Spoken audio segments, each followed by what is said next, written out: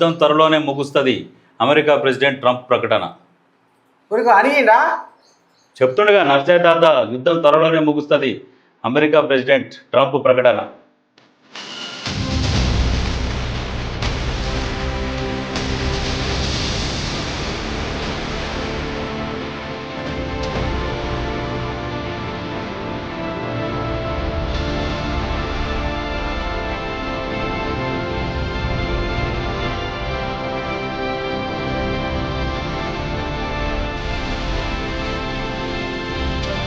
War targets చాలా వరకు పూర్తి చేశామని వెల్లడి. ఇరాన్ నేవీ ఎయిర్ ఫోర్స్ ను దెబ్బతీశామని కామెంట్. యుద్ధం నుంచి వైదొలగాలని ట్రంప్ కు సలహాదారుల సూచన.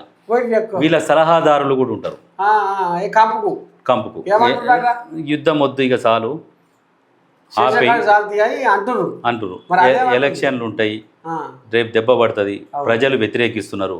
ప్రజా వ్యతిరేక నిర్ణయాలు తీసుకుంటే ఏ పార్టీ కూడా చరిత్రలో బాగుపడినట్టు లేదు. కాబట్టి లేదు, మీరు తగ్గాల్సిందే అని సలహాదారు త్వరలోనే ముగుస్తుందని చెప్పిండు, అనిగిండు. అయితే ఇక్కడ ఇరాన్ అనుగుతలేదు మరి.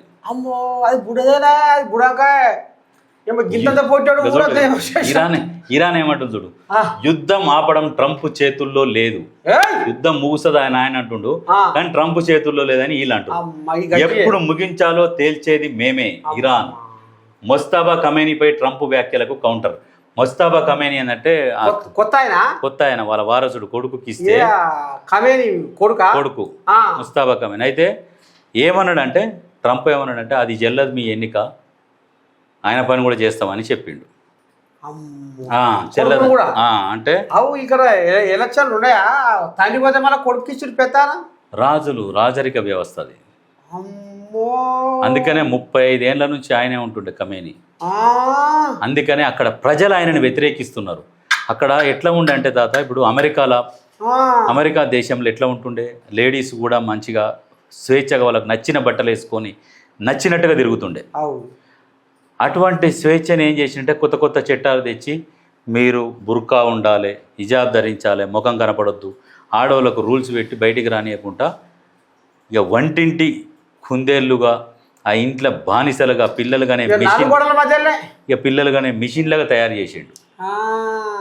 ఇప్పుడు అక్కడ ఆడవాళ్ళు ఏంటంటే స్వేచ్ఛగా బయటికి వచ్చి ట్రంప్కు మద్దతు పలుకుతున్నారు. అక్కడ ఇది కూడా నడిచిందా? ఈ దేశాలకు వాళ్ళు కొంతమంది వాళ్ళకి మద్దతు పలుకుతారు, కొంతమంది ఖమేనీకి మద్దతు పలుకుతున్నారు. అక్కడనేమో వీళ్ళకు మద్దతు పలుకుతారు. ఎవరికి? ఇజ్రాయిల్కు ప్లస్ అమెరికాకు మద్దతు పలుకుతారు అక్కడ ఉన్న వాళ్ళు. మన ఇండియాలో ఉన్న వాళ్ళేమో ఇరాన్కు మద్దతు పలుకుతున్నారు. ఇజ్రాయిల్కు సోపతగా మన భారతదేశం. ఇజ్రాయిల్కు సోపతేనే, ఇటు ఇరాన్తో కూడా సోపతే, అన్ని దేశాలతో సోపతే. పాకిస్తాన్తో యుద్ధమైనప్పుడు ఇజ్రాయిల్ కూడా కొంచెం ఏదో సరఫరా చేసిరు. ఇజ్రాయిల్ చేసింది కాబట్టే సర్జికల్ స్ట్రైక్ మనోళ్ళు చేస్తుండేనా. ఇజ్రాయిల్ సలహా మేరకు ఇజ్రాయిల్ టెక్నాలజీ తీసుకొని సర్జికల్ స్ట్రైక్ కొట్టి మళ్ళీ వచ్చారు. ఈ చేసిరావయ్యా ఏంటియో ఏమంటారుగా ఏమో డిస్కౌంట్ అదంతా తయారు చేయించింది, మొత్తం ఆడికి తెచ్చినాడుగా. అంతా ఫోన్ ట్యాపింగ్ చేయించి అలా దాచిపెట్టి ఈయన గజ దిగానే నీ దండం పెడితే అది మొత్తం గంగల కలుపురా అంటే కలిపినట్టుగా కోట్ల రూపాయలు పెట్టి ఫోన్ ట్యాపింగ్ మిషన్ అక్కడి నుంచి తెప్పించింది. ప్రైవేట్గా శాటిలైట్ దగ్గర పెట్టుకొని, ఒక బండు పెట్టుకొని, ఒక వార్ రూమ్ లాగా పెట్టి ఫోన్లు ట్యాప్ చేసారు.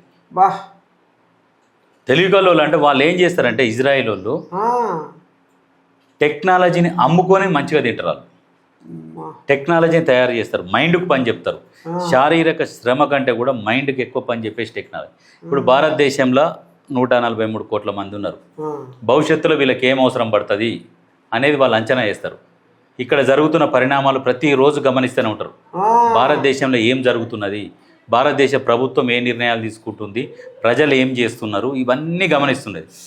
ఇప్పుడు గమనించిన తరుణంలో ఏం చేస్తుందంటే, భారతదేశంలో అడవులు కరువు అయిపోతున్నాయి. కరెక్టే. రాను వీళ్ళకి ఖచ్చితంగా ఆక్సిజన్ అవసరం పడుతుంది అనేది వాళ్ళు ముందు పసిగడతారు. ఇప్పుడు ఇక్కడ నీళ్ల కొరత ఏర్పడుతున్నది.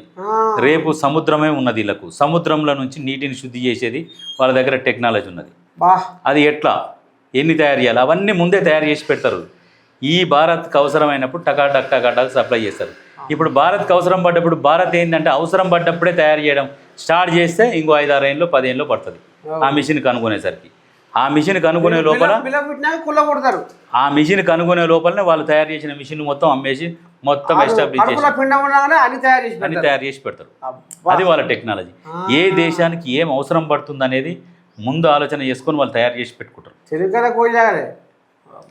అట్లా అయితే ఇప్పుడు ఇక ఇట్లా నడుస్తుంది. అయితే అందుకనే ఇరాన్ వాళ్ళు మేము యుద్ధం ఆపేయలేదు అంటారా, ఇరాన్ వాళ్ళు ఏమో ఆపమంటారు, వాళ్ళేమో సరే చూద్దామని చెప్పేసి.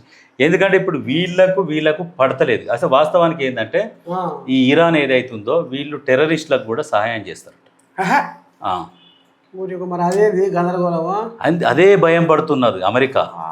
ఇప్పుడు టెర్రరిస్టుల చేతులకు వీళ్ళు అణుబాంబులు తయారు చేద్దామని స్టార్ట్ చేసిరు. అణుబాంబులు కనుక తయారు చేసి ఆ అణుబాంబులని టెర్రరిస్టుల చేతికి కనుక పోతే పెను ప్రమాదమా కాదా? వాళ్ళు ఏ దేశం మీద నన్ను జార విడిచిరు అనుకో ఇక మామూలు ప్రమాదం ఉండదు, అది ఆగమాగం అవుతుంది. అందుకనే అమెరికా చేస్తున్నది కూడా రైట్ అని కొంతమంది అంటారు. మీరు ఒక దేశాధ్యక్షుడిని ఎత్తుకపోయి అది ఒక దేశాధ్యక్షుడిని చంపడము, వెనుజులానేమో ఎత్తుకపోయారు ఇక్కడ చంపడం ఇది కరెక్ట్ కాదని కొంతమంది అంటారు. అంటే ప్రపంచం మొత్తం భవిష్యత్తు దృష్టిలో పెట్టుకొని వాళ్ళు చేస్తారు.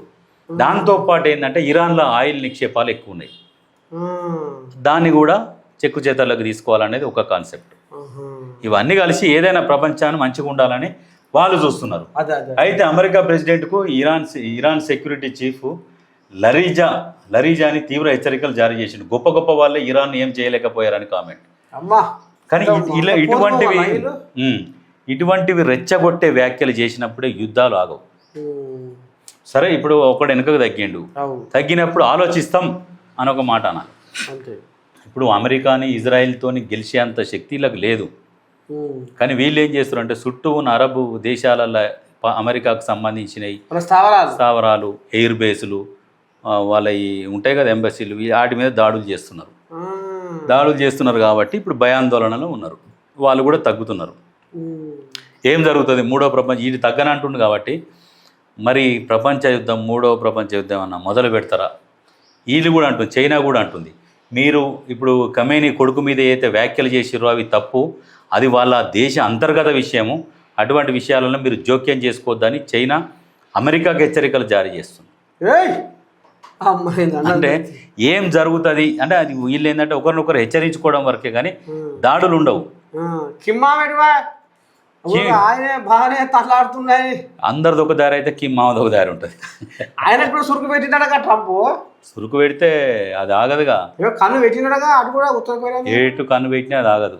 అంతేలే ఒత్తుతా అంటాడు, నా దగ్గర బటన్ ఉంది ఒత్తుతా, అన్నీ పోతాయి.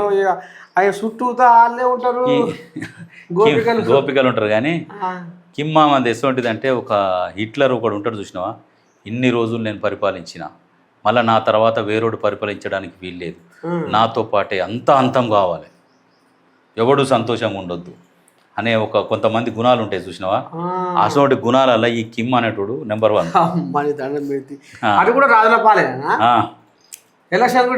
ఏముండవు, ఆయన చేయించుకున్న కటింగే అందరు చేయించుకోవాలి. దేశంలో కొత్త స్టైల్ కటింగ్లు ఉండవు.